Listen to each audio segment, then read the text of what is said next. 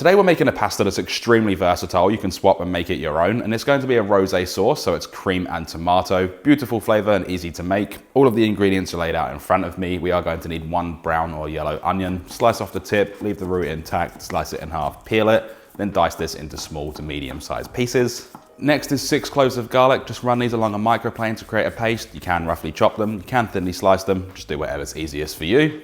500 grams or 1.1 pounds of cherry tomatoes are being used. These are also Roma tomatoes or grape tomatoes, depending on where you are in the world. And all I'm doing is slicing these in half lengthways. You can leave them whole if you want to. And if you don't want the expense of buying cherry tomatoes, because they can be quite expensive, you can use 2 cans of tinned tomatoes. And I'll have details about that in the description. We are going to need 10 grams or 0.3 ounces of flat leaf parsley. Bunch it up, it will make it a lot easier to chop, and then just roughly chop it. Make sure there's no large leaves or stems.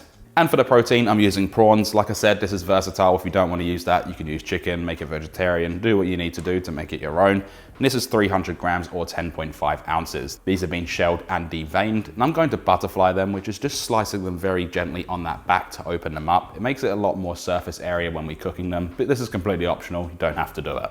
As for the rest of the ingredients, we're obviously going to need some pasta. I'm using shell pasta for this, but any of your choice is completely fine. A little bit of white wine. If you can't consume alcohol, stock's completely fine. Don't worry about that. Cream, a little bit of tomato paste, some chili, completely optional again if you don't like heat. Then of course, salt, pepper and oil, and some water to cook the pasta in. Talking about that, we'll place a large pot of water over a high heat, generously season it with salt. It doesn't need to be ocean water. Place it on a lid and bring this up to a boil. Then we're going to add in 300 grams or 10.5 ounces of any pasta of your choice. I'm using large shells for this one, and we're going to cook it for 1 minute, less than the packet instructions. What I'm doing here is placing our prawns onto some kitchen towel just to dry them out, because the drier they are, the better they'll sear. If there's too much water, they'll just start stewing and we won't get that nice little crust on the outside of the prawns. Try and make sure they're as dry as possible. Also, this doesn't just apply to prawns, it pretty much applies to everything. Let's then place a large pan over medium-high heat. Once it's nice and hot, add in 1 tablespoon or 20 milliliters of olive oil. Add in the prawns that have been dried or any protein that you decided to use for this recipe. We're going to spread them out so they're not sitting on top of one another and sear for about 1 minute on each side. Make sure you do season up with salt and cracked black pepper. I used about 10 cracks worth here. And like I said, cook for 1 minute on each side. We don't want to cook these all the way through here right now because they are going to be added back in later on and finished off in the sauce.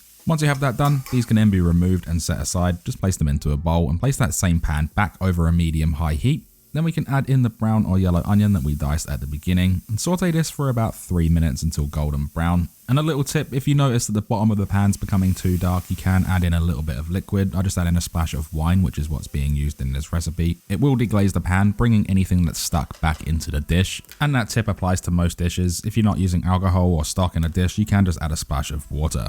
Anyway, once that's done, we can add in the garlic. Just mix it around, cook this for 1 minute to become fragrant. We want to move it around consistently though so it doesn't burn. Add in 80 grams or 2.8 ounces of concentrated tomato paste along with salt and cracked black pepper. Mix everything together really well and cook the tomato paste for about 3 minutes until it starts to become golden. Add in 100 milliliters or 3.3 fluid ounces of white wine. I'm using dry white for this recipe, and I did use a little bit before, so there's a little bit less now. And if you can't consume alcohol, stock is completely fine to use instead, vegetable or chicken. Let that deglaze for 2 minutes to rip everything up from the bottom of the pan. Then add in all of our cherry tomatoes that we halved, or if you're using tinned tomatoes, add that in now. Mix everything together and cook this for 5 minutes to start breaking down the tomatoes. We want them to start falling apart a little bit. That's what's going to create our sauce. Add in 1 cup or 250 milliliters of thickened cream or whipping cream with a fat percentage of at least 35%. The chili flakes or chili powder, depending on what you choose to use, and it's completely optional. 2/3 of the flat leaf parsley that we chopped up and then seasoned to taste with salt and cracked black pepper.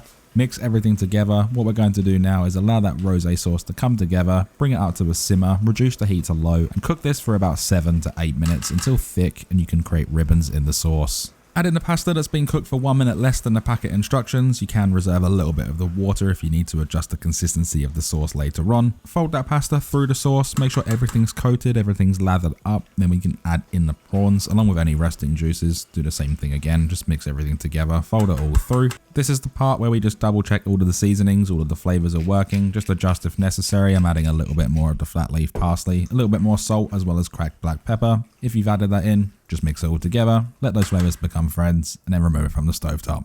As for serving up, this recipe should easily serve 2 to 3 people. You can increase the amount of prawns if you're using prawns or whatever protein you've chose to use, and you can also increase the pasta amounts. This recipe is extremely versatile. Like I said, you can do whatever you need to do to it. Garnish it with some pecorino romano or parmesan cheese, a little bit more flat leaf parsley that's roughly chopped, as well as cracked black pepper. And what we've got is this creamy rosé prawn pasta. It's extremely delicious, it's easy to make, doesn't take long at all, and it's not going to bust the bank. Just by looking at this and having a few tastes whilst it's cooking, I can tell that this is absolutely delicious. Really happy with how this came out. There is only one thing left to do though, and that is, of course, we can then dig in. That is absolutely delicious. Not too rich, perfectly balanced. The prawns are beautifully cooked. Definitely do make this, and thanks for watching.